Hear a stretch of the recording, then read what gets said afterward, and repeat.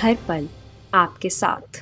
नमस्कार, आप देख रहे हैं हर्पल न्यूज और मैं हूं आपके साथ माधुरी तिवारी। हमारे इस खास बुलेटिन गुड मॉर्निंग भारत में आपका स्वागत है। संसद का शीतकालीन सत्र 29 नवंबर से शुरू हो रहा है।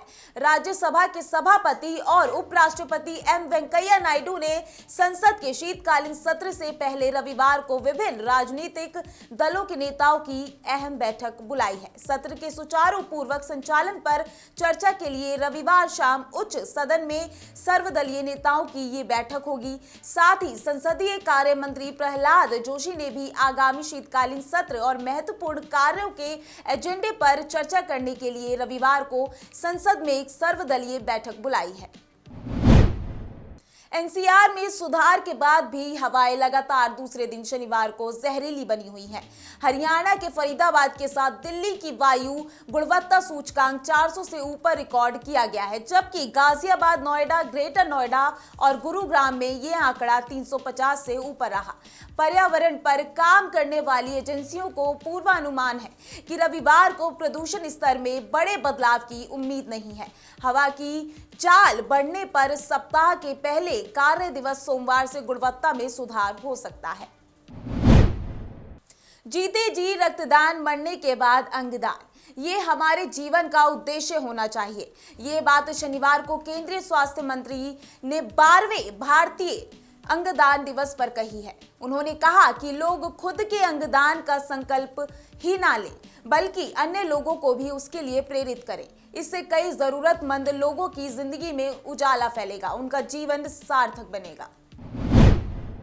आरएसएस प्रमुख मोहन भागवत ने शनिवार को हिंदुओं की घटती संख्या पर चिंता जताते हुए कहा कि अगर हिंदुओं को हिंदू बने रहना है तो अखंड भारत बनाना होगा। मध्य प्रदेश के ग्वालियर में एक कार्यक्रम को संबोधित करते हुए भागवत ने ये बात कही। भागवत ने कहा कि आप देखेंगे कि हिंदुओं की संख्या और ताकत कम हो गई है या हिंदुत्व की भावना कम हो गई है। अगर हिंदू चाहते हैं तो वह हिंदू बने रहें, तो भारत को अखंड बनाना होगा। निर्माण श्रमिकों के लिए राहत की खबर है, अब उनके घरों का चूल्हा नहीं बुझेगा।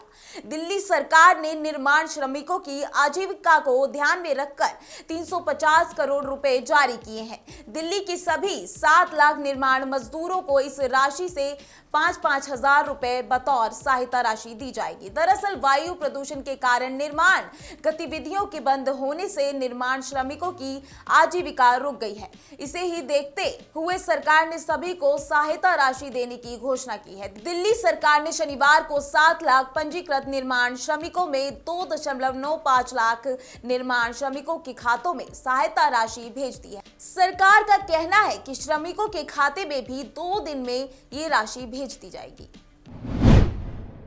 केंद्र सरकार 3 कृषि कानूनों की वापसी के लिए सोमवार को लोकसभा में एक नया बिल पेश करेगी। पिछले 1 साल से किसानों के आंदोलन का कारण बने इन कानूनों की शीतकालीन सत्र के पहले दिन ही पेश करने की तैयारी कर ली गई है।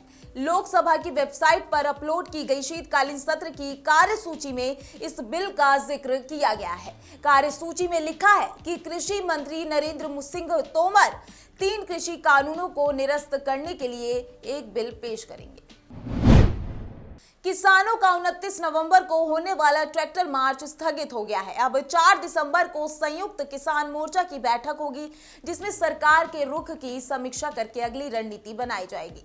पंजाब के किसान संगठनों ने सरकार के रुख में नरमी बरताते हुए बताया है कि अपना अड़ियल रवैया छोड़ दिया जाए। सिंघू बॉर्डर पर शनिवार को संयुक्त किसान मोर्चा को बैठक में इस पर फैसला लिया गया है।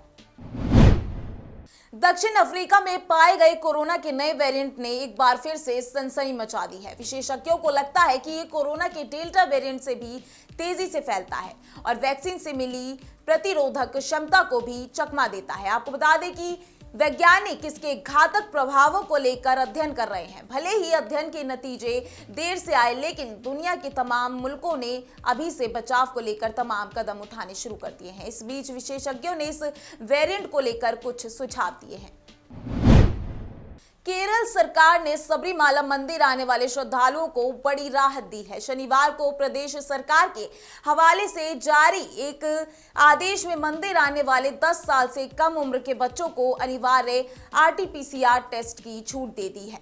साथ ही आदेश में इस बात पर खास जोर देते हुए कहा है कि बच्चों को उनके परिजनों को ये सुनिश्चित करना होगा कि उनके बच्चे कोविड-19 प्रोटोकॉल का सख्ती से पालन करें।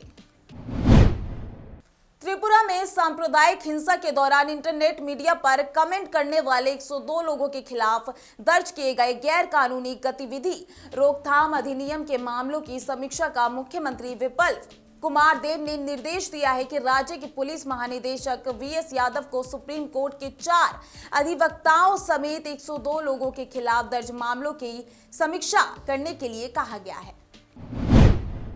दक्षिण अफ्रीका में मिले कोरोना वायरस के नए वेरिएंट ओमिक्रॉन ने भारत समेत कई देशों की चिंता बढ़ा दी। भारत ने जहां 12 देशों के यात्रियों के लिए एयरपोर्ट पर जांच अनिवार्य कर दी है, वहीं अमेरिका 8 दक्षिणी अफ्रीका देशों से आने वाले यात्रियों पर प्रतिबंध लगाने की तैयारी में है। ड्रग्स या फिर नशीली दवाओं की गिरफ्त में फंसे लोगों को फिलहाल इससे बाहर निकालने के लिए सरकार अब किसी तरह की सख्ती के बजाय सहानुभूति के पक्ष में है। ये वजह है कि वह इससे जुड़े कानून में बदलाव की तैयारी में है। लोगों के पास अपने खुद के इस्तेमाल के लिए यदि सीमित मात्रा में ड्रग्स या नशीली दवाएं मिलती भी हैं तो उनके ऊपर अपराधियों जैसा कोई मामला दर्ज नहीं होगा और ना ही उन्हें जेल भेजा जाएगा। इसके बदले उन्हें नशा मुक्ति केंद्र भेजा जाएगा। शिरोमणि अकाली दल के प्रधान सुखबीर सिंह बादल ने शनिवार को मुख्यमंत्री चरणजीत सिंह चन्नी और कांग्रेस के पंजाब मामलों के प्रभारी हरीश चौधरी पर गंभीर आरोप लगाए। सुखबीर ने कहा कि चन्नी और हरीश चौधरी मिलकर पंजाब में रेत का कारोबार कर रहे हैं और चन्नी खुद रेत के सबसे बड़े माफिया है। हरीश चौधरी पंजाब कांग्रेस नहीं, खनन माफिया के प्रभारी हैं। चंडीगढ़ में मुख्यमंत्री आवास घेरने के लिए जताते हुए पत्रकारों से बातचीत में सुखबीर बादल ने कहा कि पंजाब में जिस ठेकेदार चांडक को रेत खनन का काम दिया गया है वह हरीश चौधरी का राइट हैंड है और चौधरी ने पंजाब सरकार से सिफारिश कर उसे रेत खनन का काम दिलवाया है। उन्होंने कहा है कि चौधरी और मुख्यमंत्री चन्नी मिलकर रेत खनन का कारोबार चला रहे हैं। यही कारण है कि मुख्यमंत्री चन्नी ने खनन विभाग अपने पास ही रखा है। गुड मॉर्निंग भारत में आज के लिए बस इतना ही। देखते रहिए हर्पल न्यूज। नमस्कार।